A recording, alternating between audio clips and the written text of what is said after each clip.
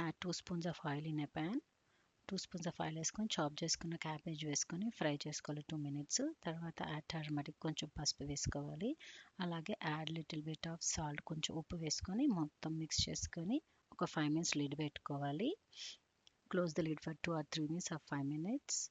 And then add little bit of chilies, green chilies according to your taste add చేసుకోవాలి in a pan. Urad dal, chana dal, dhaniya, ఇక్కడ ఇంకా మనకు నువ్వులు, and then flax seeds, sesame seeds, just dry roast చేసుకోవాలి without oil. We are not adding any oil into that, just dry roast them.